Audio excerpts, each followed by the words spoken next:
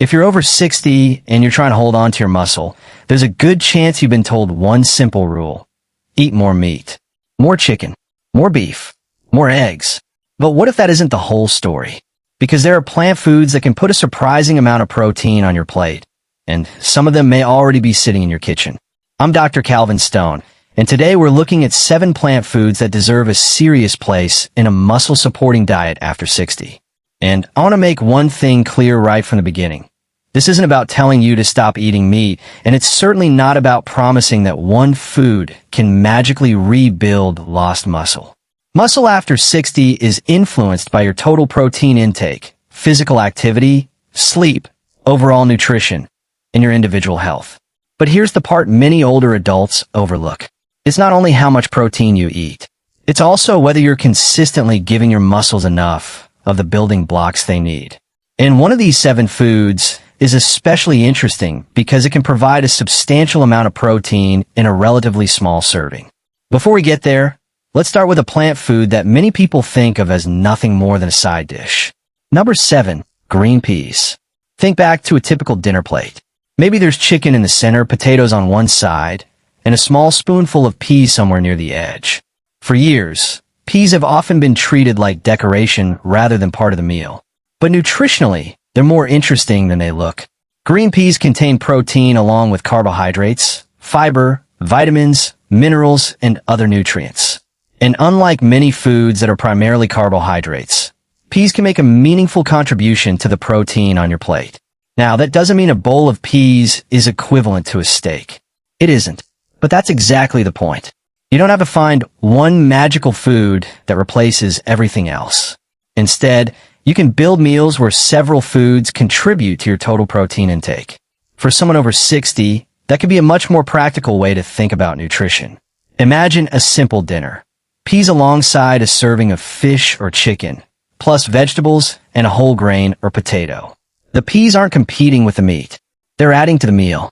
And if you're eating mostly plant-based, the same idea becomes even more useful.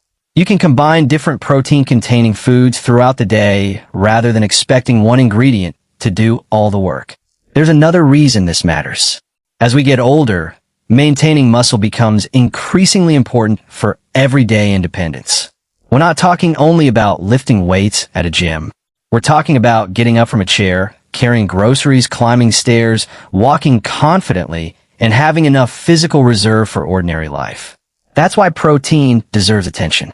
But peas are only the beginning, because the next food is considerably more concentrated in protein, and you may already be using it without thinking of it as a muscle-supporting food at all.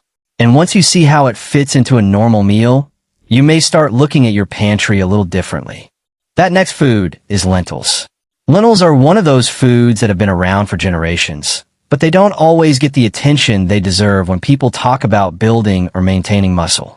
And there's a good reason they belong in this conversation. Lentils provide plant-based protein along with fiber, folate, iron, potassium, and other nutrients. That combination makes them very different from a highly processed protein snack or a food that gives you protein but little else. Picture a typical lunch. Instead of having a small sandwich and feeling hungry again an hour or two later, imagine a bowl containing lentils, vegetables, and a whole grain, perhaps with a little olive oil and herbs for flavor. Now you've created something much more substantial. And there's an important lesson here for anyone over 60. Protein doesn't have to arrive on your plate looking like a piece of meat. It can be mixed into soups. It can be added to salads. It can become part of a stew. It can even be the foundation of a simple meal. But there's something else worth understanding. When we talk about plant foods and protein, people sometimes make the mistake of asking, which single food has the most protein? That's not always the most useful question. A better question is, how can I consistently get enough protein across my meals while also eating a nutritious diet I can actually maintain? That's a much more practical goal, and lentils can make that easier. For example, you could have lentils at lunch and another protein source at dinner. You could add nuts or seeds to breakfast. You could use beans in a soup or salad. The goal isn't perfection. It's consistency. And if you're trying to maintain muscle after 60, consistency matters because your muscles are constantly responding to what you do and what you don't do. There's one more point I want to emphasize. Protein by itself doesn't tell your muscles to become stronger. Resistance exercise is an important part of maintaining muscle and strength as we age. Your muscles need both the raw materials from your diet and the physical stimulus that tells them those muscles are needed. That's why a protein-rich diet works best as part of a bigger picture. Think of it this way. Food supplies the building materials. Exercise provides the reason to use those materials. Recovery gives your body time to adapt. You need all three working together. Now, imagine someone in their early 70s who has gradually become less active. They don't necessarily feel sick. They simply stopped walking as much, stopped carrying heavier groceries, and started spending more time sitting. At the same time, their meals became smaller because their appetite wasn't what it used to be. Over months and years, that combination can make maintaining muscle more difficult. Adding lentils to lunch won't solve everything. But replacing a low-protein meal with a more protein-rich one can be one small, realistic improvement. And those small improvements become much more powerful when they are repeated. Now, let's move to number 5. This one is particularly interesting because it doesn't always look like a protein food at all. Pumpkin seeds. They're small. They're easy to sprinkle over food. And they pack a surprisingly concentrated amount of nutrition into a relatively small serving. Pumpkin seeds contain protein, along with unsaturated fats, minerals, and other nutrients. But there's a catch. Because seeds are calorie-dense, more isn't necessarily better. A small portion can be useful. Eating handful after handful because you think it's healthy so I can have unlimited amounts is a different story. This is an important principle for older adults who are trying to improve their nutrition without unintentionally consuming far more calories than they need. A simple approach is to use pumpkin seeds as an addition rather than the entire meal. Sprinkle them over oatmeal. Add them to a salad. Mix a modest amount into yogurt or another meal you already enjoy. That gives you another way to increase the nutritional value of your food without completely changing the way you eat. And there's something psychologically useful about this approach. You don't have to throw away your entire diet and start over. Sometimes the easiest changes are the ones that fit into meals you're already eating. But pumpkin seeds aren't the only small food with a surprisingly useful protein contribution. The next one can be even easier to work into everyday meals. And it has another advantage that becomes particularly important when you're trying to protect muscle as you get older. Because when appetite, digestion, and meal size change with age, choosing foods that give you more nutrition in a manageable portion can become increasingly valuable. That brings us to number 4, soybeans and foods made from soy.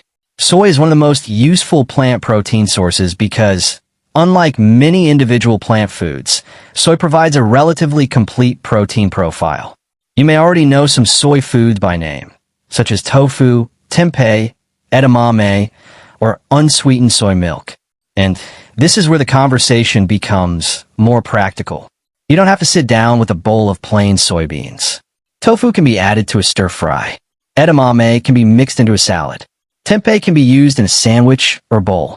And soy milk can be used in place of another beverage at breakfast. The important thing is choosing the form that fits your normal routine. Now, there's a common concern I hear when soy enters the conversation. Some people immediately wonder whether soy is somehow unsafe. For most people, moderate amounts of minimally processed soy foods can fit comfortably into a healthy diet. But individual circumstances matter, particularly if you have a medical condition, food allergy, or specific dietary restrictions. So the goal isn't to declare that one food is perfect for everyone. It's to understand your options. And soy gives you an option that is especially useful when you're looking for a plant food that can make a substantial contribution to your daily protein intake. Here's another reason this matters after 60. Many older adults eat a breakfast that contains very little protein. Perhaps it's toast and coffee, or a bowl of cereal, or a small piece of fruit. There's nothing inherently wrong with those foods, but if most of your protein comes at dinner, you may be missing an opportunity to distribute protein more evenly throughout the day. A breakfast containing a protein-rich soy food or another protein source you tolerate well can help change that pattern. And that brings us to an important idea I want you to remember.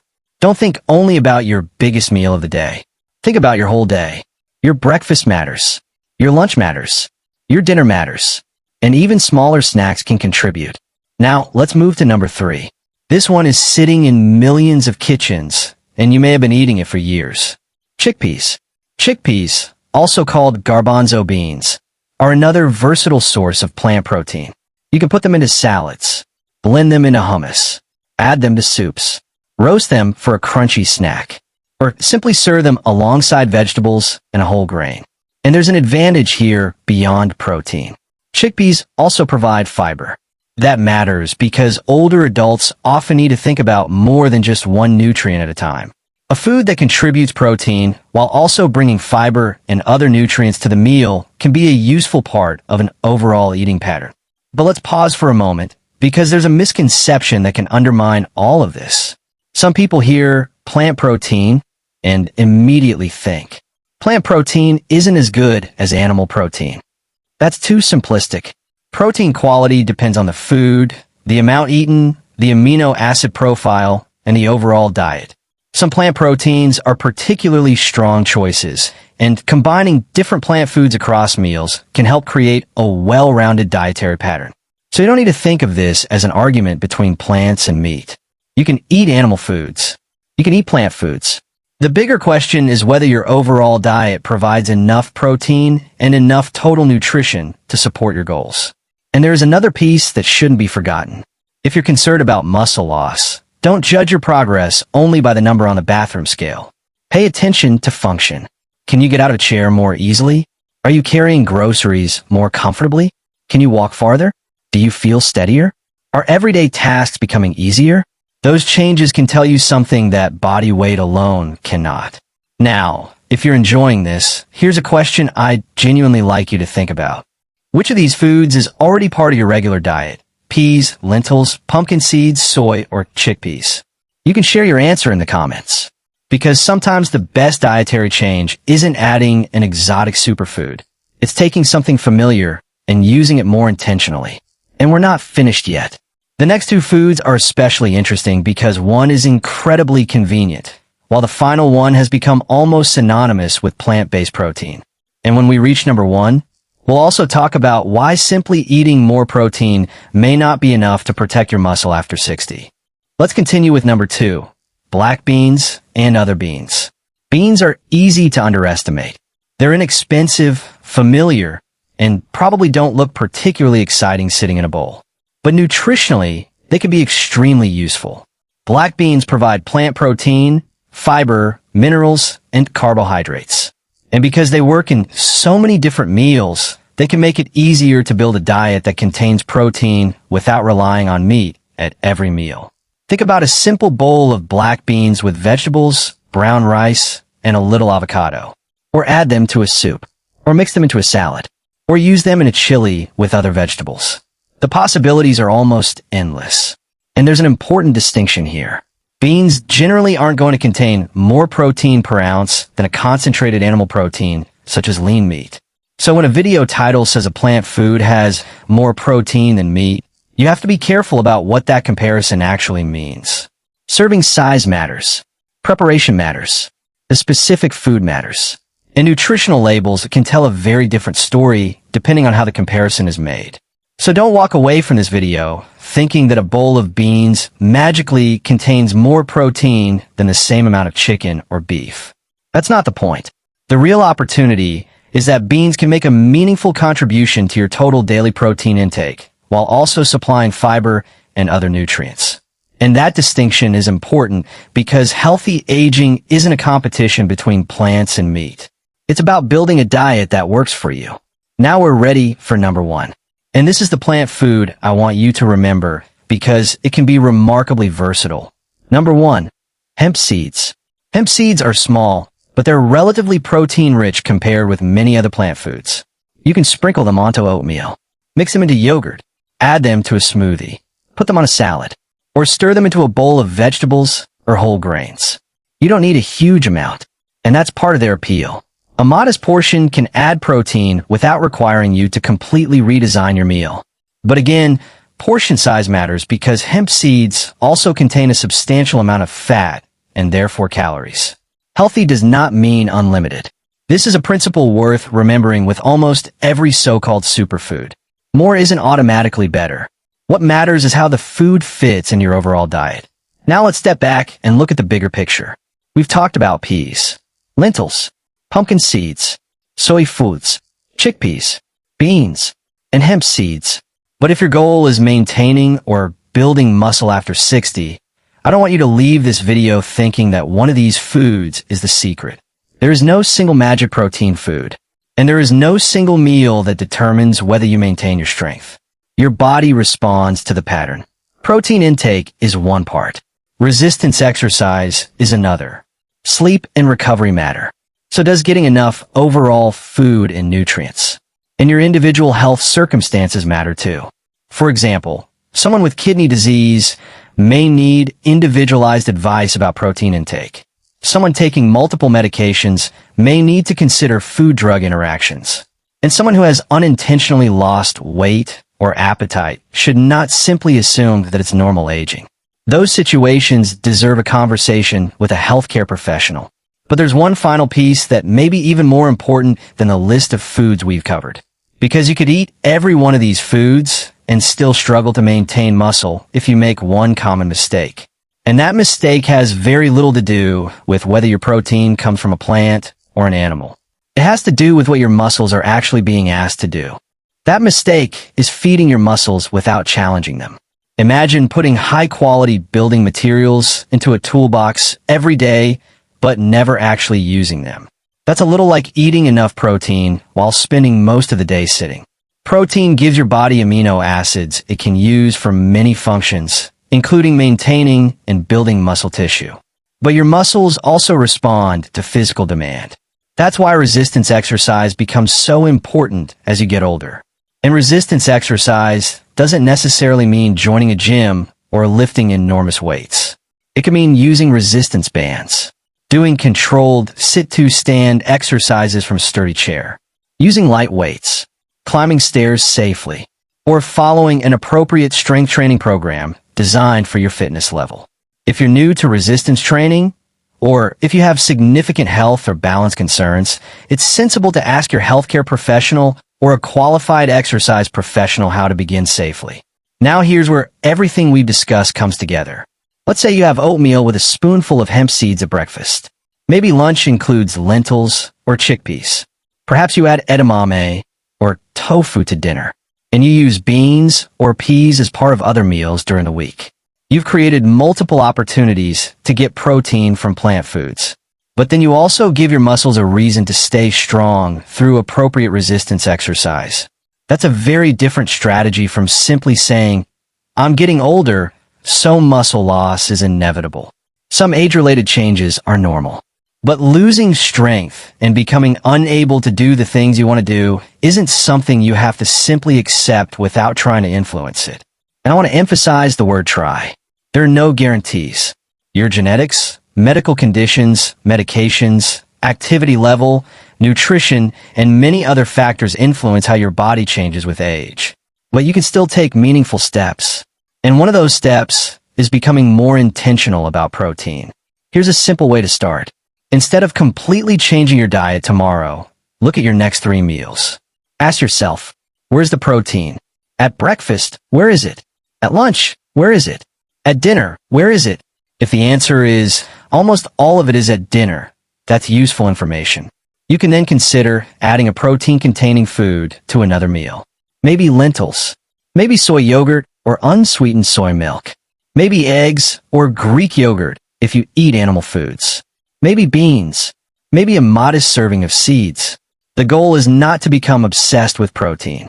The goal is to stop overlooking it. And there's one more mistake I want you to avoid. Don't assume that a food being labeled plant-based automatically makes it healthy. Some highly processed plant-based foods can contain plenty of sodium, added sugars, refined starches, or saturated fat. Look at the whole food. Ask what else comes with the protein.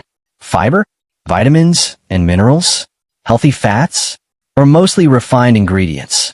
That's why simple foods like beans, lentils, peas, soy foods, and seeds can be so useful. They're recognizable, they're versatile, and they can fit into an overall eating pattern built around minimally processed foods. Now, if you're wondering which one you should start with, don't overthink it. Choose the food you actually enjoy. If you hate lentils, you don't have to force yourself to eat lentils every day. If you enjoy chickpeas, start there. If you already like oatmeal, try adding a modest amount of hemp or pumpkin seeds. If you enjoy soups, beans and lentils can be an easy addition. The best nutrition plan is usually the one you can maintain. And remember, the goal isn't to prove that plants are better than meat. It's to give your body more nutritious choices. You can enjoy fish. You can enjoy poultry. You can eat eggs or dairy if they fit your diet. And you can also use plant foods to increase the variety and nutritional value of your meals. For many older adults, that flexibility makes healthy eating much easier to sustain. So let's bring this back to the title of today's video. Yes, there are plant foods that can be surprisingly rich in protein. But comparing one plant food directly with meat can be misleading unless we're talking about the same serving size and the same specific foods. The more useful lesson is this. You don't have to depend on meat alone to build a protein-rich diet. And after 60, that can open up a lot more possibilities. Your next meal doesn't need to be perfect. Just make it a little more intentional. Because maintaining strength isn't about one extraordinary day. It's about the small decisions you repeat week after week. And there's one final thing I want you to remember before we finish. Getting older does not mean your body stops responding to healthy habits. It may respond differently than it did when you were 30. But your choices still matter. Your meals matter. Your movement matters. Your sleep matters. And your willingness to pay attention to changes in your strength matters. If you've noticed that everyday tasks are becoming harder, don't simply tell yourself, that's just aging. Sometimes it is normal aging. Sometimes it's inactivity. Sometimes it's inadequate nutrition. And sometimes there's an underlying medical issue that deserves attention. You don't have to diagnose the reason yourself. You simply have to notice the change and take the next reasonable step. That is how you stay informed without becoming frightened. And that's exactly how we want to approach healthy aging. If you found this helpful, tell me in the comments which of these 7 foods you already eat and which one you're thinking about adding. And if you want more practical, evidence-informed guidance for staying strong and independent as you get older, consider subscribing. Because the goal isn't simply to live longer. It's to stay capable of doing the things that make those extra years worth living. And in our next conversation, we're going to take that one step further by looking at another everyday nutrition habit that may quietly influence how strong you feel as the years go by.